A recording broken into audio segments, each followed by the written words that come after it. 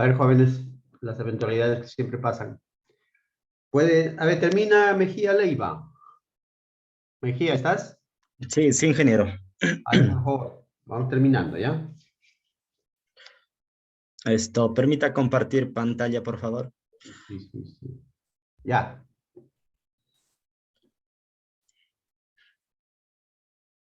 Ya, bueno, como ya habíamos visto la fórmula, tenemos acá lo que Sí. es vertedero tipo tecla de piano. Esta tecla de piano lo que son varias piezas en un mismo vertedero, como podemos ver en la siguiente imagen acá. Lo que va a impedir lo que es las velocidades del agua, que lleguen con altas velocidades. El vertedero tipo tecla de piano es un vertedero desarrollado por Lamparier, que origina a partir de un vertedero con laberinto con voladizos, con la finalidad de facilitar la ubicación del vertedero de crestas en la presa. Tenemos acá los diferentes tipos de tecla de piano. A continuación le doy pase a mi compañero.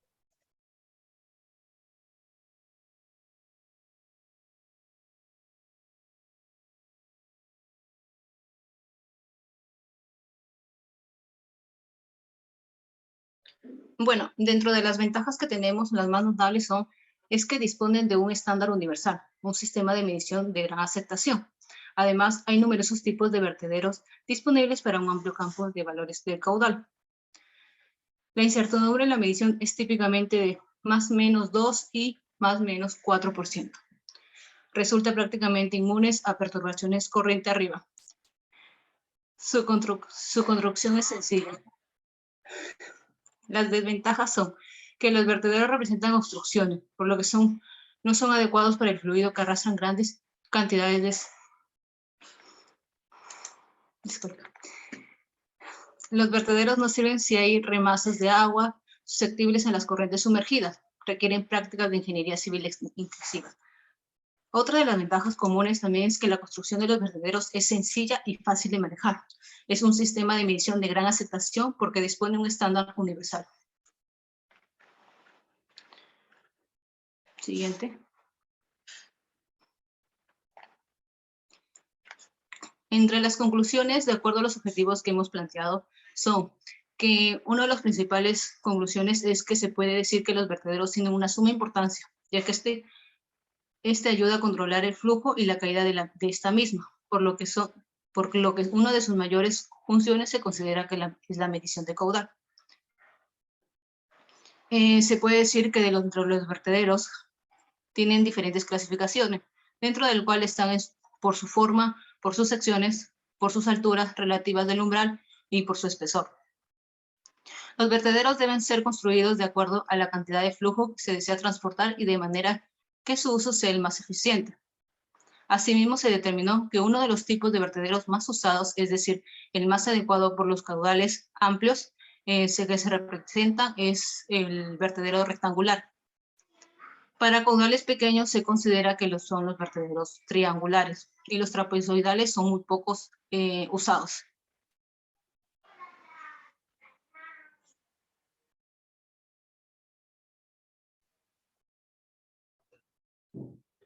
Bien.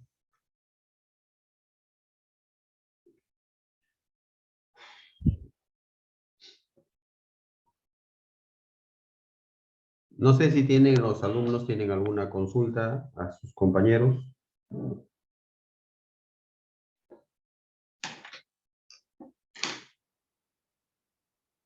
Profesor, ¿qué tal? Buenos días. ¿Me escucha correctamente? Claro, sí. Ya. Una consulta ahí. En la exposición vi el tema de presas, ¿no? Que el vertedero funciona como para evitar que rebase algo así la presa, ¿no? Tiempo de subida. Entonces, ¿se diría que los vertederos funcionan como rebozos? En el caso de los ríos, ¿cuál es su función? ¿También sería la misma? Gracias. Bien. Tienen ahí una pregunta. Entonces, ¿pueden contestarla? ¿Se escuchó la pregunta? Sí, sí, sí se escucha, ingeniero. Ya, en este caso, como el compañero acaba de mencionar, esto funciona como rebase se puede decir, para acumular agua y cuando en tiempos donde el agua, como se puede decir, hay más agua, esto no es, se pueda desviar esa agua, se puede desviar ya sea, ¿cómo le explico? Se puede juntar, esta agua se puede desviar, por ejemplo, a riegos, se puede desviar, eh, y creo que a más, esto, Esto se puede dar diferentes usos en estos tipos de vertedero. Esto mayormente se da para controlar el agua, para que esto en una represa o en un río, como dice, no pueda sobresalir más de lo normal que está diseñado ese caudal, en ese río o en ese vertedero, en ese canal.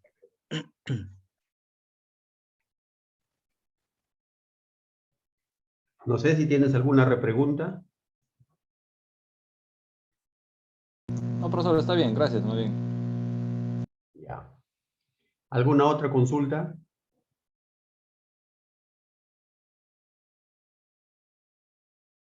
¿Alguna otra consulta?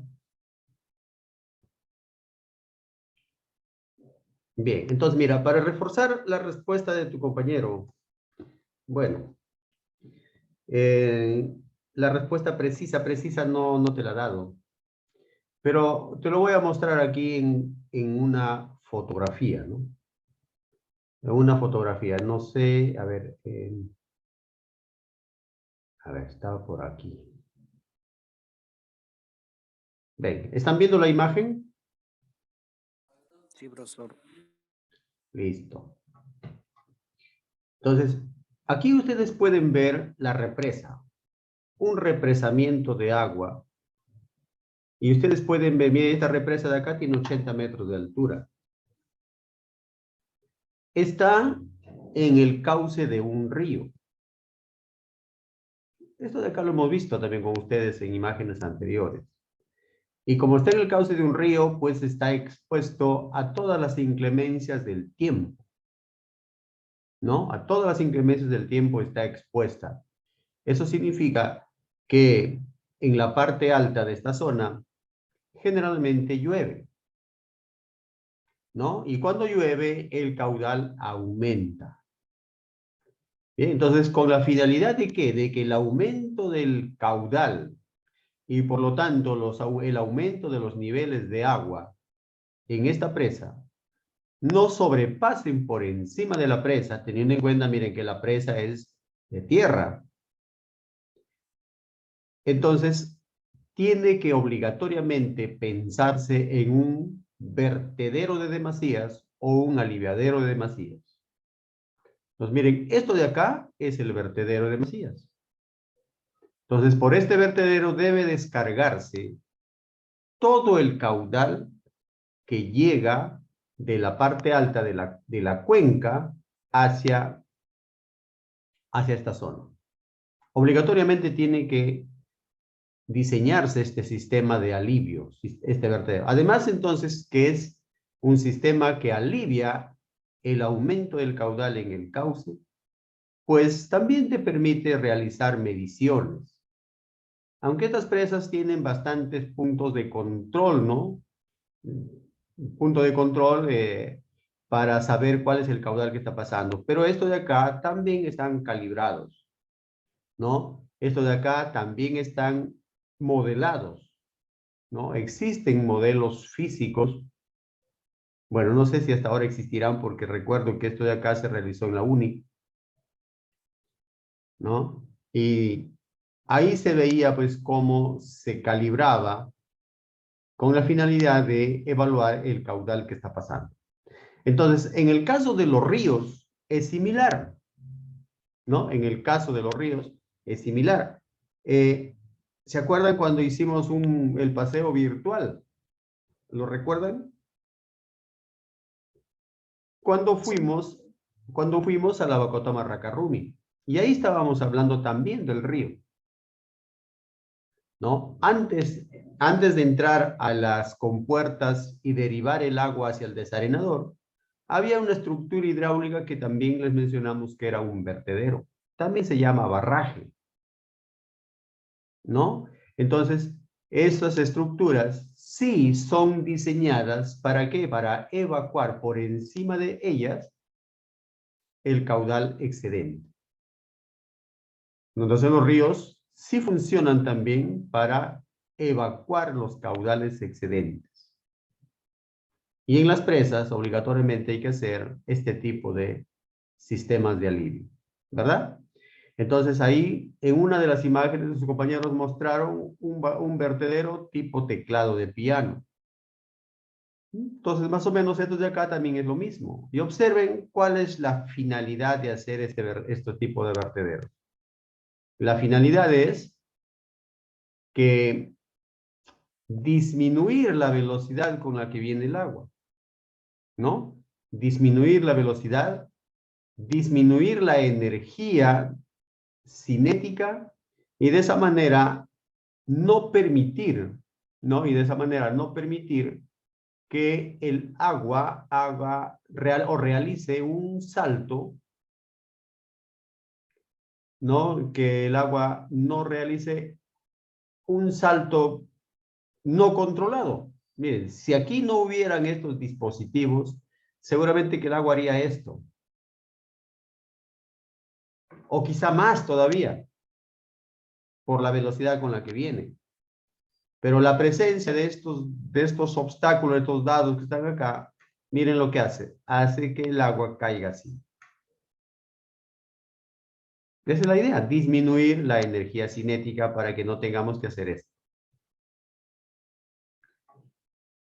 Bien, entonces eso es como tal vez un aporte también a la respuesta de tu compañero acerca de la pregunta solicitada.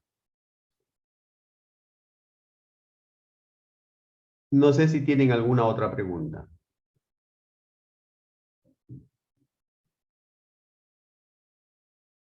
¿No? A ver, yo solamente tengo una curiosidad. A ver, el grupo, ¿quién nos puede contestar? ¿Albitres Barrantes? La fórmula que han presentado para los vertederos, esa que dice 2/3, el ancho de la base, el ancho del vertedero por raíz de 2G, H a la 3/2, ¿de dónde sale? ¿Cómo se obtiene esa fórmula?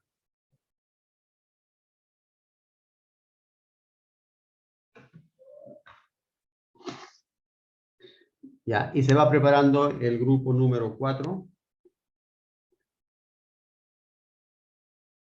Mientras sus compañeros van pensando. Entonces, el grupo número 4 es Yoctún Cadenas. Yoctún. Paredes Novoa. Presente, ingeniero. Presente, Yoctún. Paredes. Ya, Yoctún, presente. Vega Julca. Vega Julca. Huamán Marcelo. Presente, ingeniero.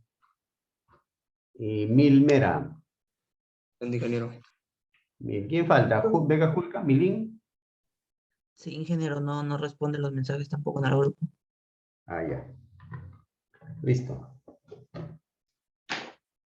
A ver, ¿cuál sería su respuesta, muchachos? Eso sale de las ecuaciones de Bernoulli, pero, o sea, tenemos eso lo ha explicado también el compañero, pero las diapositivas, la mayoría estamos en celular y creo que se salió, pero sí en uno de los puntos hemos recalcado eso, de dónde salió, aplicando la conservación de energía. Listo. Pero, Claro, o sea, el hecho de que el fluido esté en movimiento, es obligatorio utilizar las leyes y principios de la mecánica de los fluidos. Así es. Es igual que cuando ustedes utilizan, por ejemplo, el concreto. ¿A dónde se refieren? El concreto dice, mira, cuando hablan del concreto siempre relacionan, de acuerdo con el reglamento, según la normativa, según la norma es O060, no, C060, siempre se refieren a eso. Entonces, en el caso de la hidráulica, también se refiere a los principios de la mecánica de los fluidos, ¿no? Y también tiene que ver con la normativa. Bien, vamos entonces a darle pase a nuestros amigos del grupo número 4. Aforador partial. Tienen la autorización para iniciar.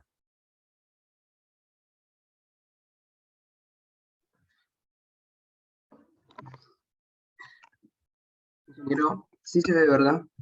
Sí, sí, sí, Ya. sí se ve. Vamos a comenzar la exposición del aforador parcial.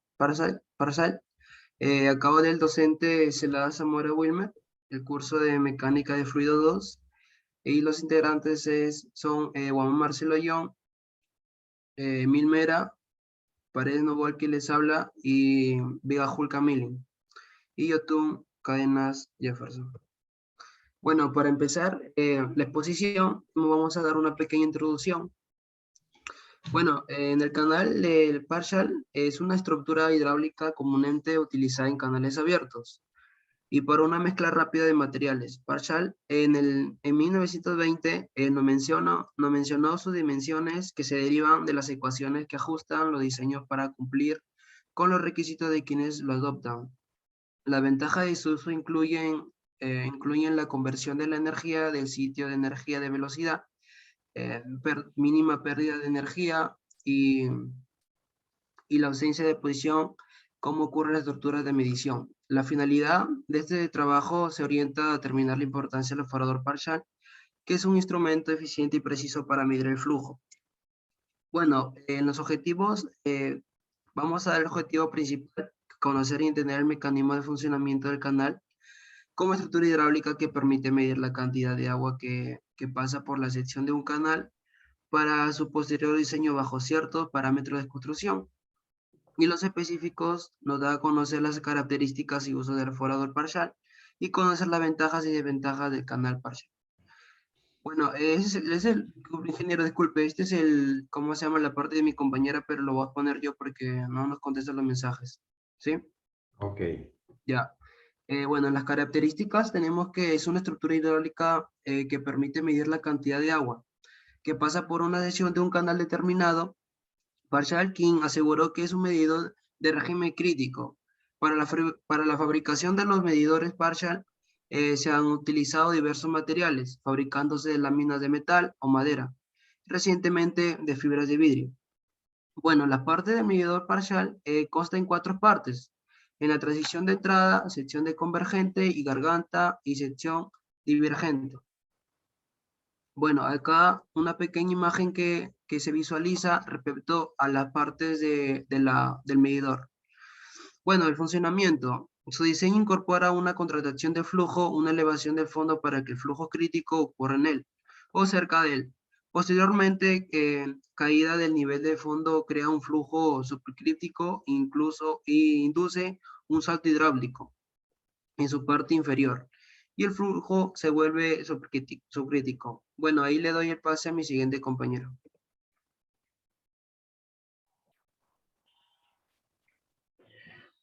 Bien, siguiendo con la exposición, tenemos lo que es las dimensiones y las mediciones. Entre las dimensiones tenemos que los medidores menos empleados son los de 1 pulgada, viniendo a ser de 2.54 centímetros de ancho de garganta, y el mayor construido hasta hoy mide 50 pies, que viene a ser de 15.24 metros, y tiene una capacidad para 85.000 litros. Mediciones. Debido a que las principales funciones de la canaleta Partial es medir caudal, es siempre tener una expresión matemática que esté relacionada a la variable con el resto de magnitudes medibles en el dispositivo. Dicha expresión en términos generales es Q igual a C por HA elevado a la N, donde Q se expresa como el caudal, HA es la profundidad en un tiempo y lugar del cauce. C y N son coeficientes que cambian dependiendo del tamaño del cauce a través de este medio, y luego se experimenta con varios tamaños y proporciones de canales.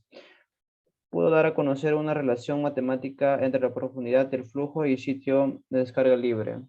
Las relaciones de profundidad y caudal para canaletas Parshall de diferentes tamaños, tal como se calibraron empíricamente, se presentan mediante las siguientes ecuaciones. Tenemos referente a la imagen el ancho de garganta y la ecuación, dependiendo a qué tamaño de garganta, de 3 pulgadas, de 6 pulgadas y 9 pulgadas, de 12 hasta 50. Siguiente diapositiva.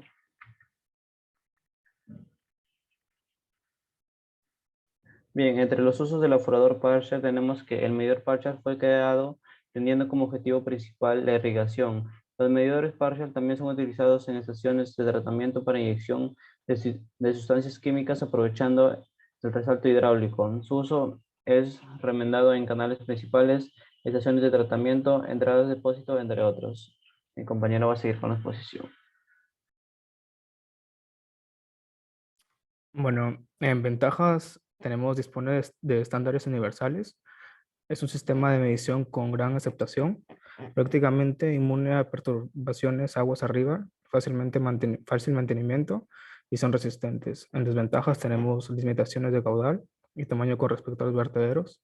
Requieren prácticas de ingeniería civil extensivas, los costos de instalación son altos y las corrientes sumergidas afectan a la medición. Siguiente. La descripción del aforador Parshall. Bueno, los medidores Parshall son instrumentos calibrados y probados para medir el caudal en canales abiertos. El dispositivo inventado por el profesor de la Universidad Estatal de Colorado y estudiante distinguido Ralph Parshall se basa en el efecto Venturi. Es importante mencionar que se requiere flujo laminar y no debe haber obstrucciones a la entrada o salida del canal. Además, en la norma ISO 1438 se menciona que debe extenderse al menos 10 veces el ancho de la parte de entrada al canal antes del punto de medición. Los aforadores Parshall presentan tres zonas principales: sección de convergencia, sección de la garganta y sección de la divergencia. Le voy a pasar a mi compañero.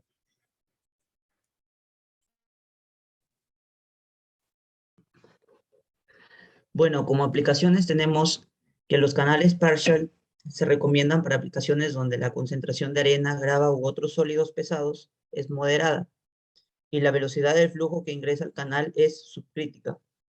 Como recomendaciones del trabajo tenemos que la construcción de los aforadores deberán obedecer estrictamente las dimensiones de los diseños presentados. También tenemos que en la construcción de estas estructuras se recomienda realizar una nueva calibración para que las regletas de medición funcionen correctamente. Y se deberá realizar una limpieza de los aforadores cada inicio de periodo de lluvias, sin dañar las paredes ni el lecho de las estructuras de aforo. Siguiente, compañero. Bueno, como conclusiones del trabajo tenemos que, de acuerdo a lo explicado, llegamos a la conclusión de que el canal Parshall contiene tres secciones principales. La primera es una sección de convergencia suave, la segunda sección es una garganta paralela corta y la tercera sección de transición de salida suave. Y las salidas se construyen según se requiera.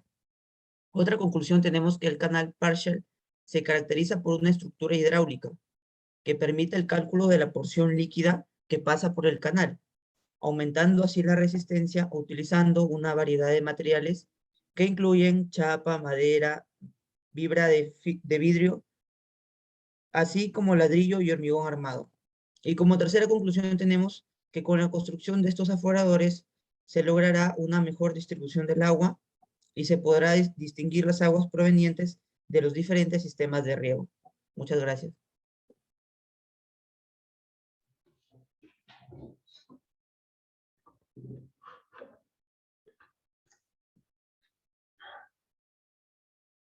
Ha sido un muy breve tu investigación. A ver, regresa a tus conclusiones.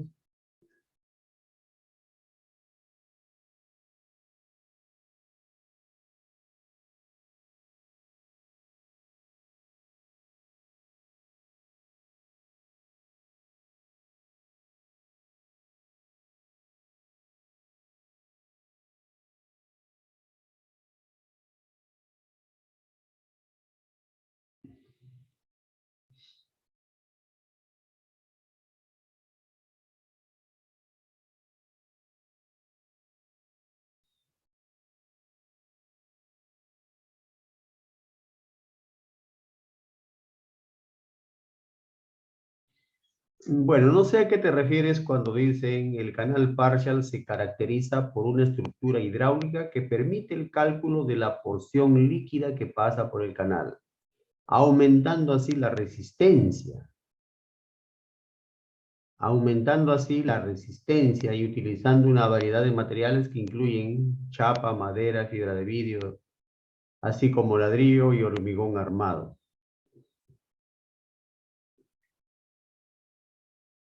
Aumentando así la resistencia. ¿Cómo se explica tu conclusión?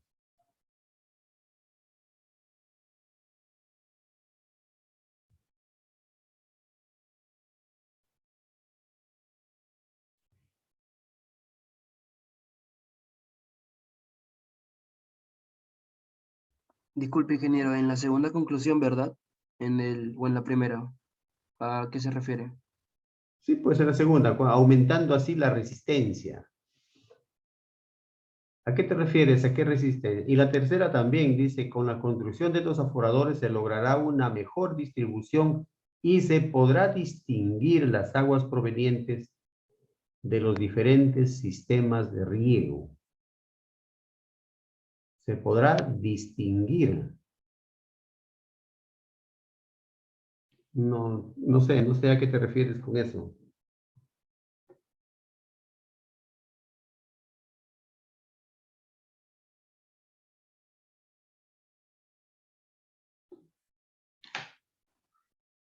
Ingeniero, pasa que en algunos casos se construyen algunos diversos de tamaño y de tamaño del canal y cómo se puede también según con la anchura de la sección de la garganta. En algunos casos sería eso, ingeniero.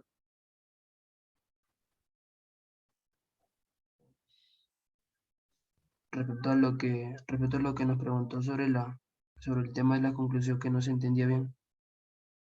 No, o sea, cuando dices aumentando así la resistencia. O sea, usted se está indicando de que el canal permite el cálculo de una porción líquida. Mm, Y el claro, cálculo de esta porción líquida que pasa por el canal, dicen, aumenta la resistencia, aumentando así la resistencia.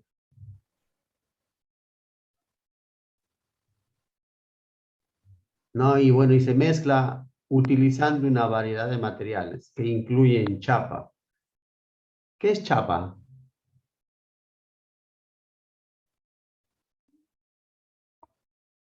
¿Saben qué cosa es chapa?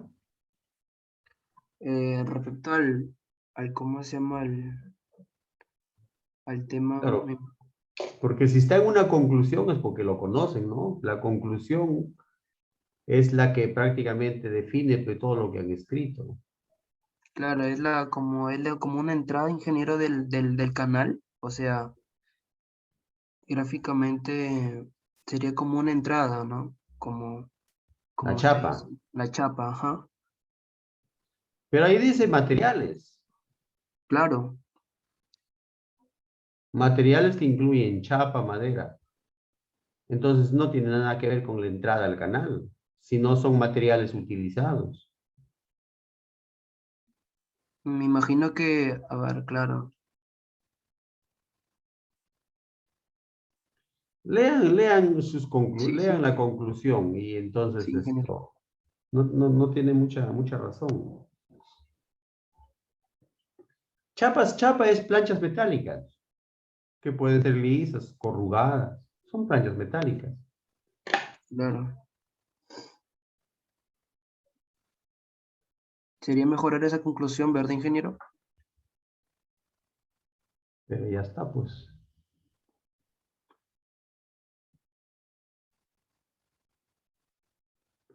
Y bueno, ¿y cómo funciona?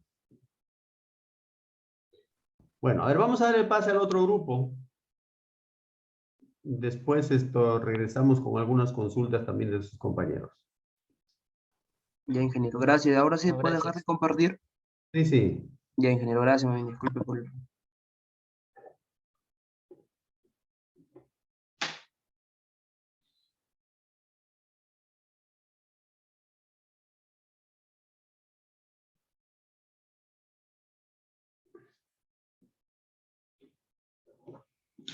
A ver, grupo 5.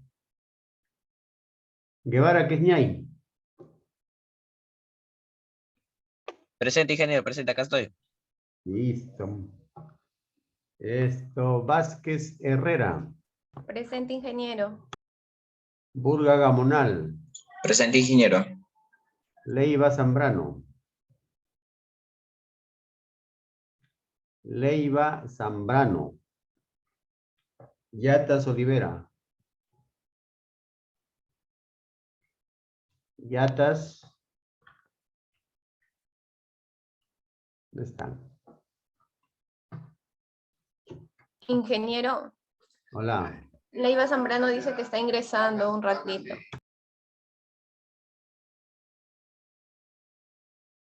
Ingeniero, una Hola. consulta. Lo que pasa es que mi cámara de mi laptop no funciona. ¿Tengo que sí o sí estar con cámara o normal puedo exponer sin cámara o si no, para poder ingresar desde mi celular? Ya, pues hay dificultades. Es entendible, ¿no? Ya, ingeniero, gracias. Yatas Olivera.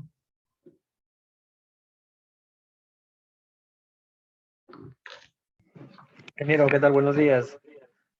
Leiva. Ingeniero, sí, le habla Leiva, sino que mi celular se me lajeó, ingeniero, y estoy entrando desde mi laptop.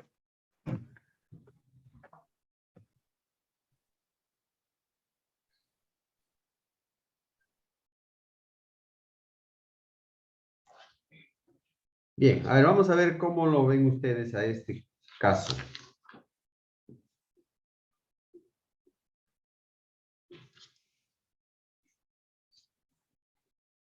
Bueno, ingeniero, compañeros, buenos días. El día de hoy mi grupo y yo vamos a exponer lo que es el aforador partial. Los integrantes de mi grupo son Burga Gamonal, Leiva Zambrano, Yatas Olivera, Guevara Quesñay y mi persona Vázquez Herrera. Bueno, como introducción, en este informe vamos a describir sobre el aforador partial. El aforador partial es una de las estructuras más antiguas y usadas para la medición de caudales en canales abiertos. Puede ser construido de madera, metal y de concreto, según la magnitud de los canales y caudales a medir. El medidor partial posee una medición muy buena. Puede funcionar a flujo sumergido o flujo libre. Y su operación es sencillamente relativa. Estos medidores abarcan un rango de medición que van desde 1 litro por segundo hasta 85 metros cúbicos por segundo. También se detallará en el documento las características, las dimensiones que debe tener una canaleta partial. Es un instrumento de medición de flujo en cauce, canales de riego, de redes de saneamiento, salidas de alcantarilla, procesos de tratamiento y depuración de aguas, vertidos, etc. Bueno, como objetivos, nuestro objetivo general es presentar la información necesaria sobre el canal partial como instrumentos medidores de flujo en canales abiertos para que pueda utilizarse como referencia en futuros ensayos. Como objetivos específicos hemos tomado 3, que es dar a conocer para qué sirve el aforador partial, determinar cuáles son sus características y conocer cuáles son los materiales que se utilizan para la construcción de una canaleta partial. A continuación, le doy pase a mi siguiente compañero.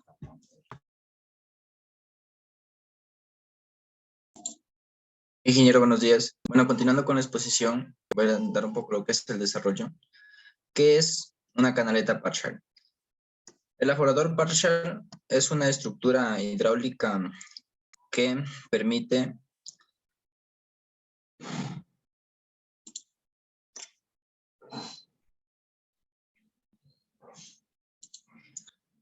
medir la cantidad de agua que pasa por una sección de un canal. Mira, Burga, ahí tiene que ser una Dígame. corrección. Ahí dice aforador Marshall. Ah, sí, ingeniero. En mi diapositiva está bien, ingeniero. No sé qué ha pasado con los compañeros que lo han cambiado. Sí. Ahí solamente falta cambiar la M por la P. Ya. Ahí está. Bueno, el aforador partial es una estructura hidráulica que permite medir la cantidad de agua que pasa por una sección de un canal. Consta de 4 partes principales: transición de entrada, sección convergente, garganta y sección divergente. Siguiente diapositiva, compañera.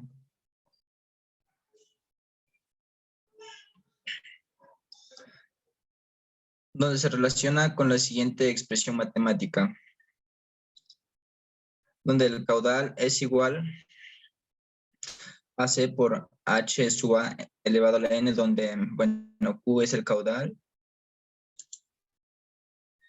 Lo que viene a ser H sub A viene a ser la profundidad de agua en una posición determinada. Lo que es C sub N es el coeficiente que depende de las dimensiones del canal. En la transición de entrada, el piso se eleva sobre el fondo original del canal con una pendiente suave y las paredes se van cerrando en línea recta o circular. En la sección convergente, el fondo es horizontal y el ancho va disminuyendo. En la garganta del piso vuelve en cualquier parte del aforador, desde el inicio de la transición de entrada hasta la salida del aforador, tiene una sección rectangular.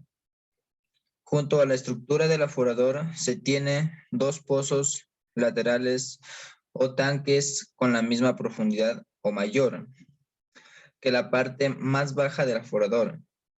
Al igual que ocurre por el aforador, pasa a estos tanques por medio de unas perforaciones colocadas en la pared de la sección y convergente y en la garganta. A continuación, mi siguiente compañero.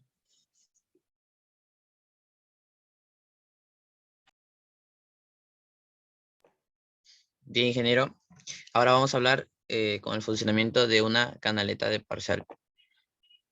Nos dice que las obras para la regulación de caudales son necesarias cuando el agua se toma de un embalse o cuando un canal de riego se ramifica en 2 o más cauces. Los vertederos de regulación están dotados de partes móviles y su lámina puede ser desplazable verticalmente, manteniendo un nivel casi constante aguas arriba.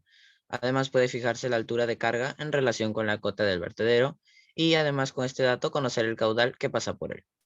Bien, ahora conoceremos los materiales de construcción de la canaleta de Parshall. Y nos dice que para su fabricación en los medidores de Parshall se han utilizado muy diversos materiales, pudiéndose fabricar de láminas de metal o madera y recientemente de fibra de vidrio. También se pueden construir directamente sobre el terreno con el uso de elementos de mampostería como ladrillos y bloques de concreto, y en algunos casos fundidos con concreto reforzado para mayor durabilidad.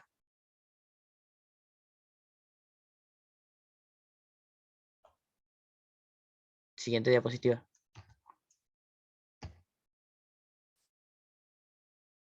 Ahora veremos las características del flujo en la canaleta de Parshall. Para el estudio de la mecánica de fluidos mediante análisis dimensional o modelación, se han definido números adimensionales para la comprensión de algunos fenómenos ocurridos en el agua. Con base a esto, es posible distinguir el flujo en un canal a partir de 3 tipos. Tenemos el flujo subcrítico, flujo crítico y flujo supercrítico. Siguiente diapositiva.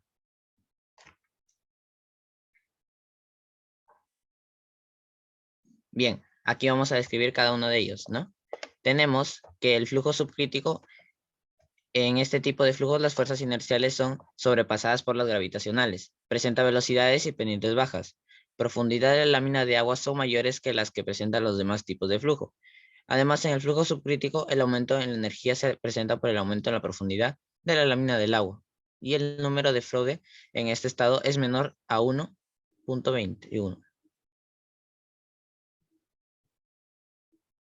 El flujo crítico de este tipo de flujo ocurre una sinergia de fuerzas inerciales gravitacionales que lo hacen inestable. El valor que toma depende únicamente de la geometría del canal y de la velocidad de descarga. En teoría, es un estado intermedio y cambiante entre los otros dos tipos de flujo. También se sabe que es un estado en que la energía específica es mínima para un caudal determinado. La corriente es inestable y está sujeta a fluctuaciones de la profundidad de agua, ya sea en cadenas, saltos y Villalba, 2018. Para este tipo de flujo, el número de Frode es igual a 1. Y por último, tenemos el flujo que es el supercrítico. Y nos dice la información que en este tipo de flujo, las fuerzas inerciales son mayores que las gravitacionales. El flujo presenta velocidades y pendientes altas, además de profundidades más pequeñas.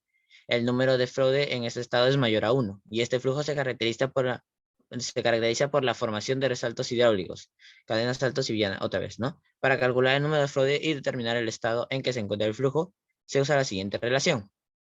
Y ahí tenemos nuestra ecuación 1. Ahora la de pase a mi siguiente compañero.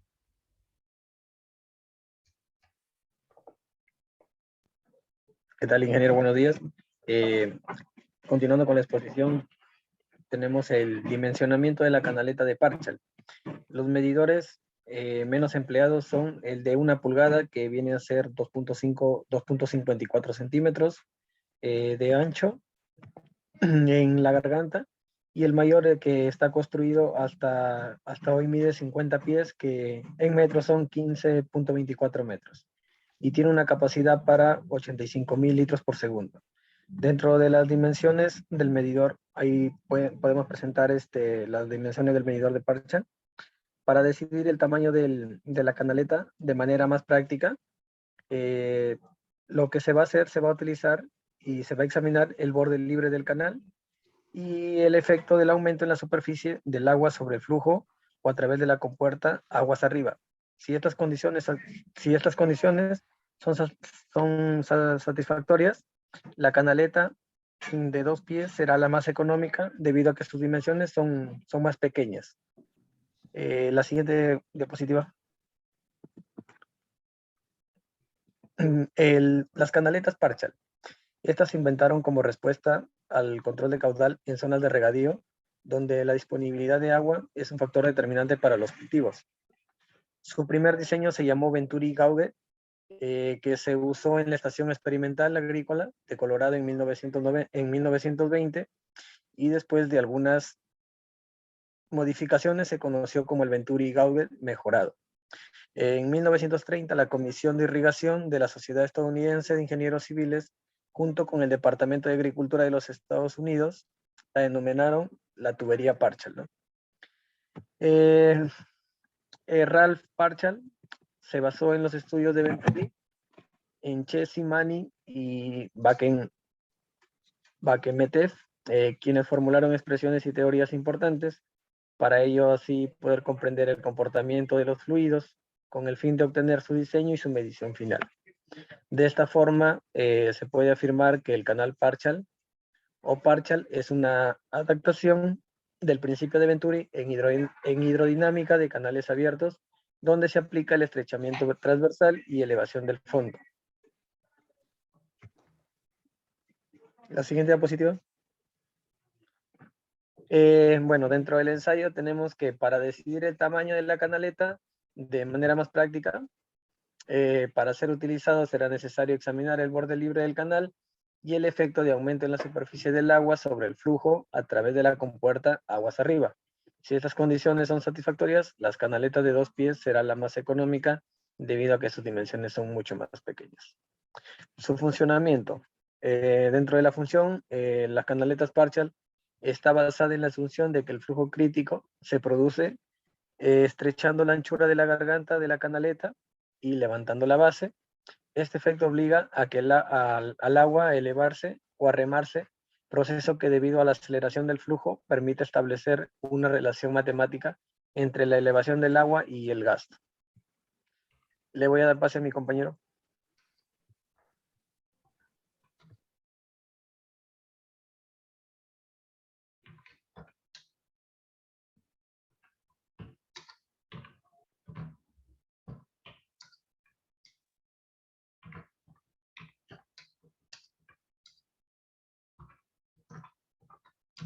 Bueno, ingeniero, a ver, voy a continuar yo con la exposición. Creo que mi compañero no lo va a hacer. Sería conocer para qué sirve el aforador de Pascal e inclusivo por qué es tan importante para abordar el tema de mecánica de fluidos y también con el respaldo de nuestro autor Torres Jakobowicz en el 2010. Estas son nuestras conclusiones, ¿no? También nos dice la segunda, en conclusión, al final de ese análisis del tema, nos quedamos con la última conclusión, que son los materiales tales como acrílico, hierro, PVC y los que había mencionado, ¿no? La fibra de vidrio o madera.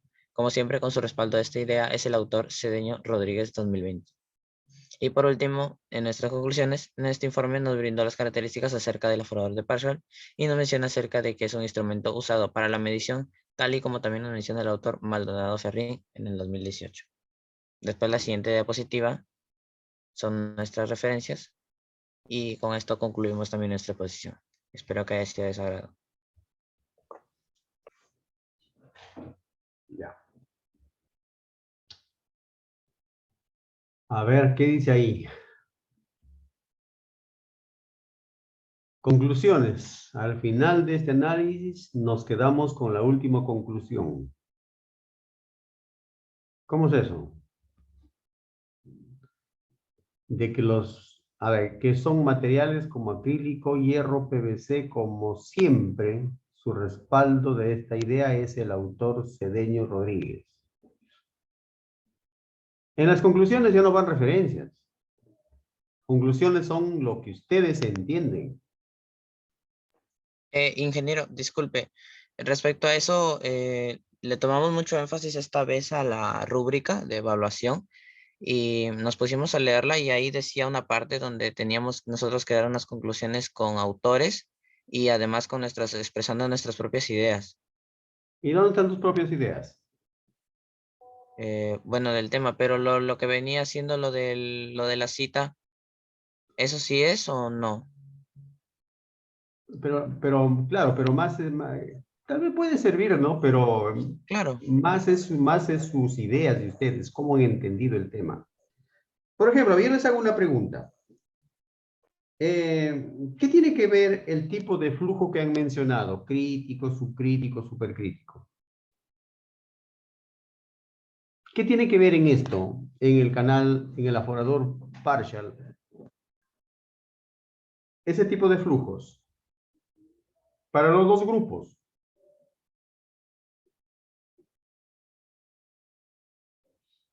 A ver, porque ustedes lo han mencionado. Vea la diapositiva 10. ¿Cómo dijo? Disculpe, a ver, si podría repetir. Entra a la diapositiva 10.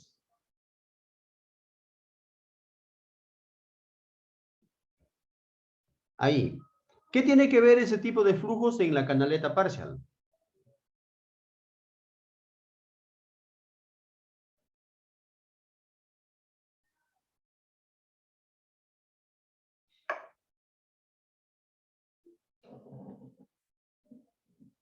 ¿Qué tiene que ver ese tipo de flujos en la canaleta, dijo? Sí, sí. O sea, ¿por qué han puesto eso, no? Porque al final de ahí debe salir una conclusión. ¿Qué tiene que ver el tipo de flujos en la canaleta Parshall?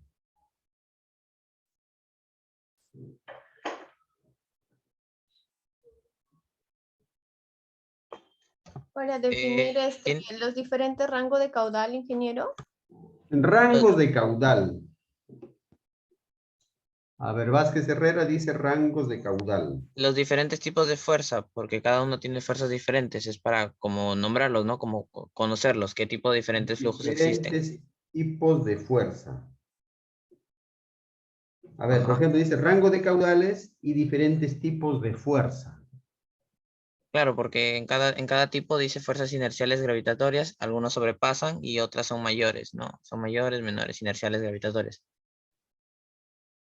Por ejemplo, en el crítico nos dicen que lo hacen inestable.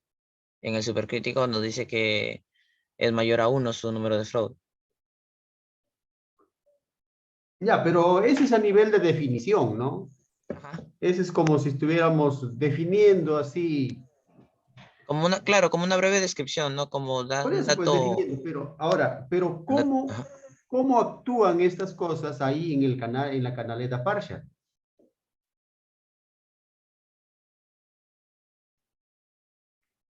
O sea, no visto desde el punto de la definición. Vamos viendo desde el punto de vista ya aplicativo, ¿no?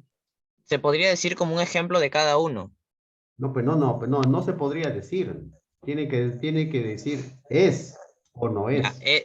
es diciendo un ejemplo de cada uno. Un ejemplo de subcrítico, un ejemplo de crítico, un ejemplo de supercrítico. No, pero ahí el ejemplo está ahí, pues, ¿no? El ejemplo te dice supercrítico, ya, pues esto, fuerzas inerciales mayores que las gravitacionales. Crítico, inerciales y gravitacionales son estables. Y crítico dice, dentro de este tipo de flujo ocurre una sinergia de fuerzas inerciales y gravitacionales que lo hacen inestable. Subcrítico, las fuerzas inerciales son sobrepasadas por las gravitacionales.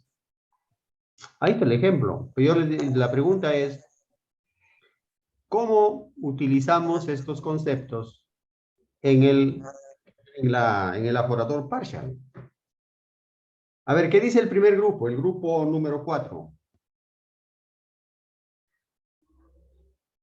Yoctún, Guamán Marcelo, Mil Mera, Paredes Novoa. Sí, ingeniero. ¿Qué dice Paredes Novoa? A ver, ustedes que, bueno, han hecho muy rápido su caso. ¿Dónde trabajan estos tipos de flujos?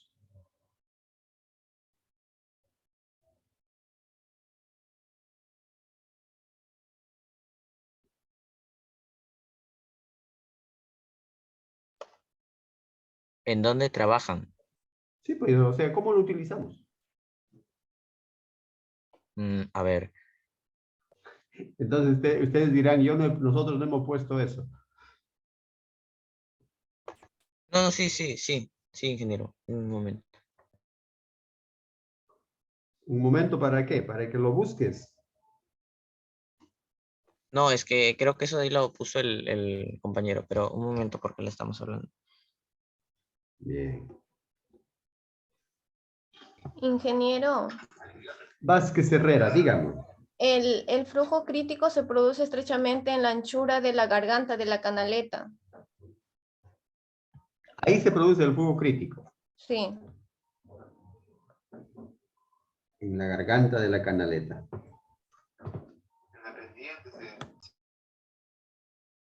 Ya, pero ¿de qué nos sirve, no? Realmente, ¿de qué nos sirve tener en cuenta estos casos?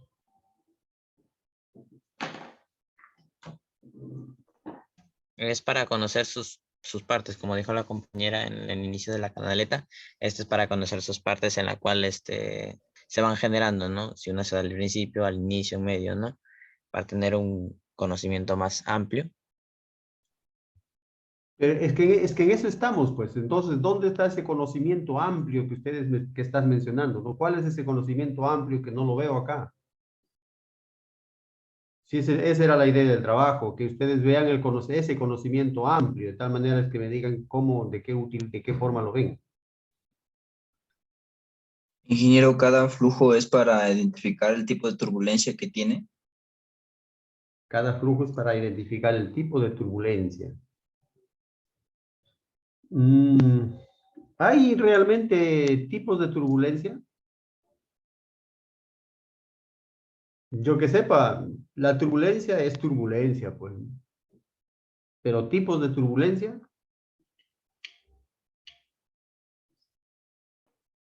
La forma en la cual se desplaza el flujo. la forma como se desplaza el flujo. Claro. A ver, explícanos cómo es, exijo explicación, la forma como se desplaza el flujo. Exige explicación. Ya, pues Exijo como le estaba explicación. diciendo, es subcrítico, por algo su nombre dice sub, ¿no? Crítico y supercrítico es un poco más. Pues son, ¿cómo se podría decir? A ver, entre comillas, tipo de fases de velocidades, ¿no? Fases de velocidad. Por eso uno es menos, uno es más o menos y el otro es mucho más. Pero en ingeniería no hablamos de más o menos o mucho más, pues, ni tampoco mucho menos. Ingeniería somos precisos. Si no, no seríamos ingeniería. En ingeniería decimos, no, estas cosas son así por esto y por esto. No, nada de macho menos, macho más, nada de más menos, ¿no? O tal vez aproximadamente, ¿sabes? Pero siempre vamos a la parte definitoria. Somos nosotros los que definimos cómo van a ser los proyectos. No, yo no puedo decirte, pues, que mira, ve, que... Ingeniero, respecto a lo que dice el grupo 4, o sea, puede ser que puede ser usado para medir el flujo en ríos, en canales de irrigación o desagüe y salida de alcantarillas, aguas residuales y vertidos de fábricas. Bueno, no, está lejos de lo que queremos, ¿no? Está lejos. Bueno, vamos terminando ya. A ver, deje de compartir ya.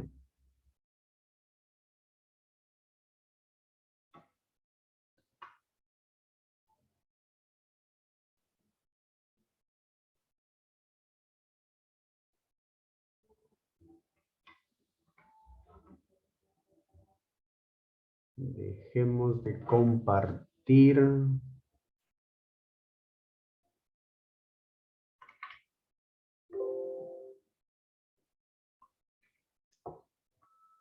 Bueno, entonces haremos otra pregunta, pues. ¿Por qué esa inclinación de la garganta?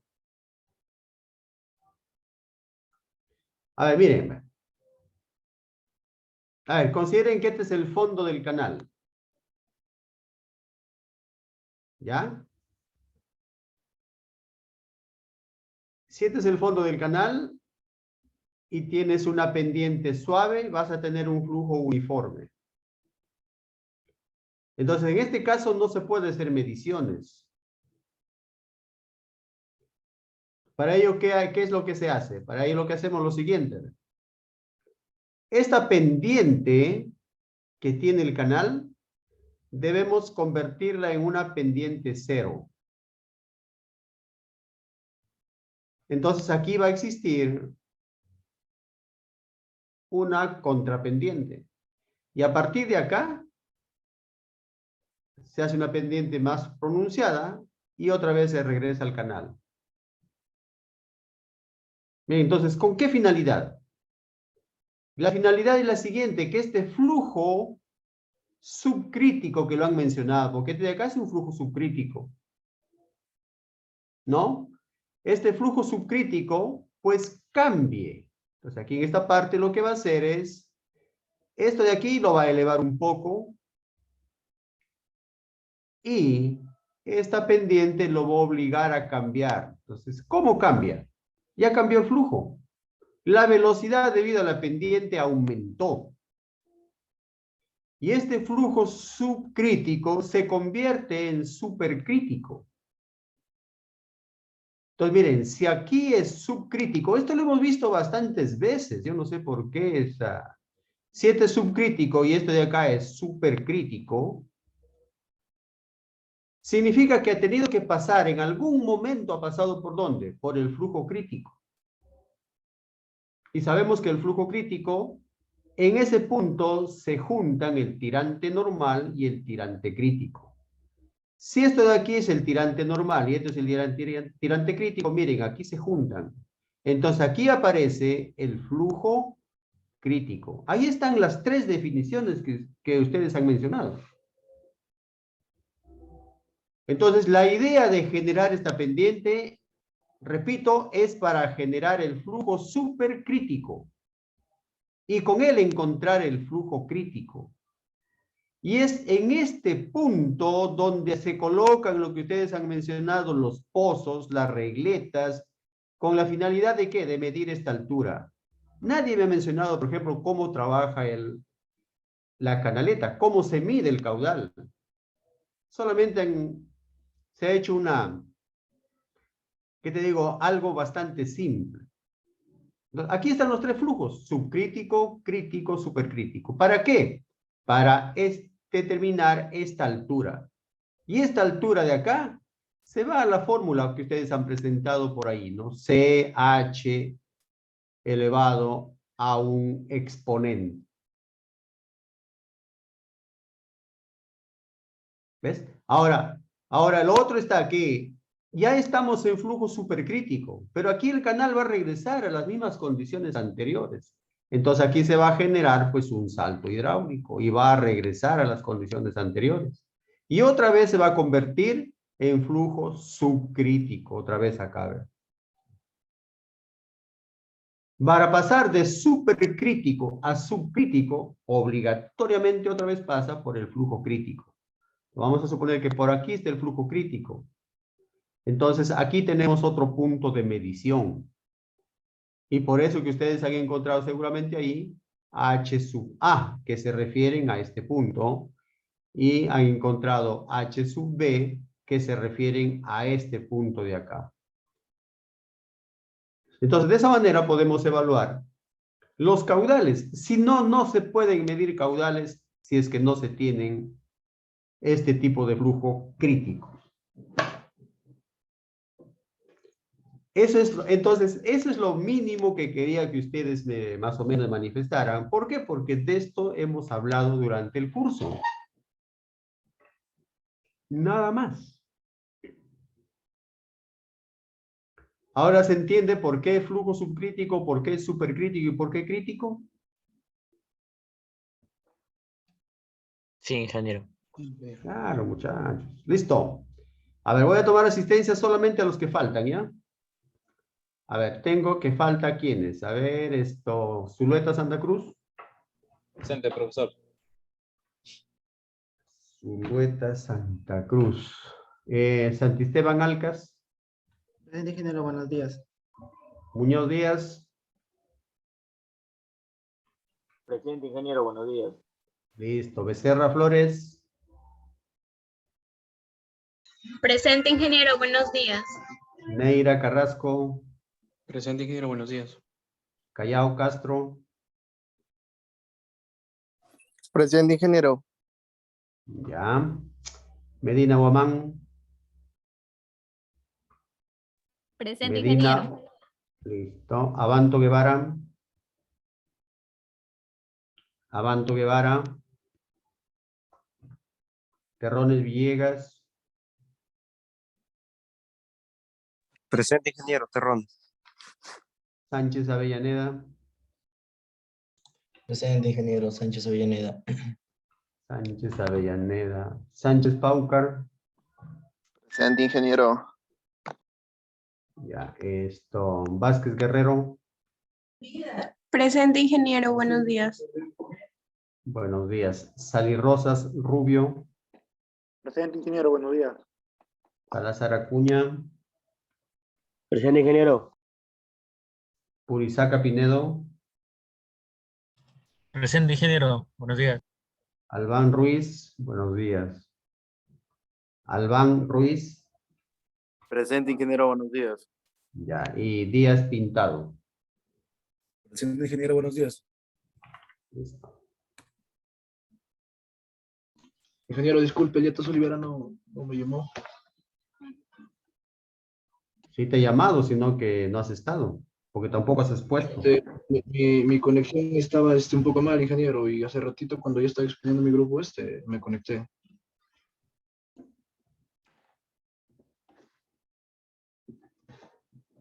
Engáñame.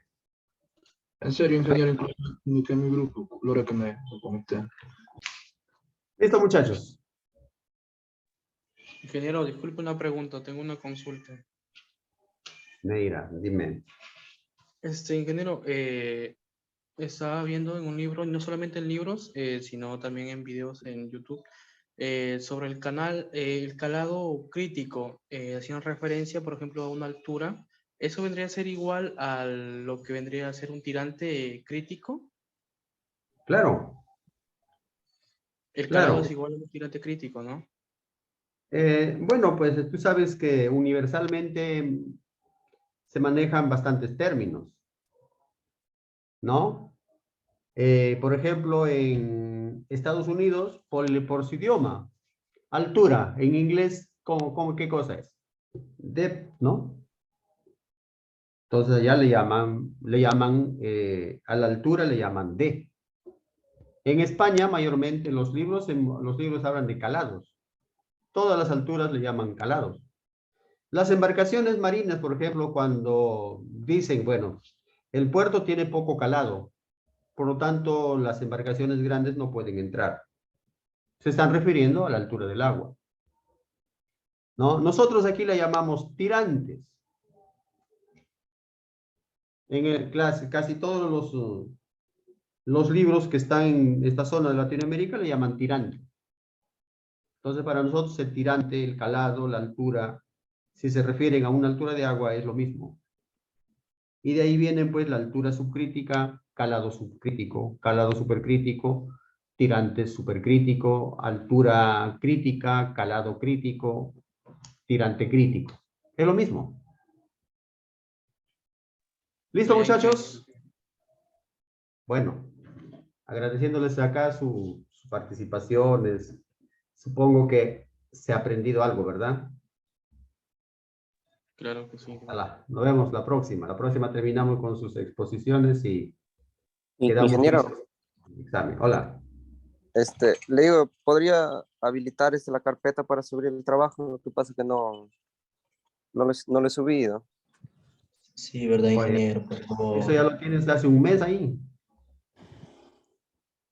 No, sí, solo que por mi computadora no funcionaba el Google ¿Que Chrome. todo el mes no ha funcionado? No, sí, solo que no le he subido. Pero no sé si podría dar aunque sea unos 5 minutitos nada más. Esos son envíos tardíos, ¿ah? Ya no importa, ingeniero. No ya importa. que sea. Aunque Listo, más vale muchachos. tarde que nunca. Hasta luego, ingeniero. Listo, Vamos. hasta luego. Cuídense. Listo, buen fin de semana. Igualmente. Hasta luego, ingeniero. Igual. A ver, ¿cómo te llamas tú? El que habló sobre el... trabajo. Terrones. Sí, terrones. Ingeniero, entonces para la próxima semana se va a continuar con las exposiciones o... Sí, pues. Ya, ingeniero. ¿O quieren dar examen final de una vez? Puede ser a la segunda hora. ¿Cuándo es el examen, ingeniero? ¿La otra semana? La otra. Sí, No sé, ingeniero, que según sea el la cielo es la segunda otra. hora del examen. No, ingeniero, así como lo programado en el aula, mejor. Ya, Que no, haya no. recuperación también. No, va a ser igual que el sílabo, porque si no, algunos no van a querer. Igual que el sílabo. Listo. Ya, esto, voy a... Terrones. Ya, terrones, esto... Voy a cerrar acá, pero terrones, ya sabes que... No te despegues porque vas a subir tu trabajo, ¿ya? Ingeniero, pues Ya, Sánchez sí, también, por favor. Sánchez ¿Cómo? Avellaneda. Sánchez Avellaneda también, por ¿Qué favor. tienes, Sánchez Avellaneda? También quiero que lo abran para subir mi trabajo. A partir de unos 5 minutitos.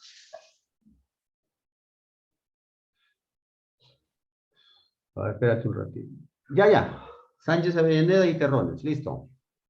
Ya, Me despido, cuídense. Ya, ingeniero, gracias.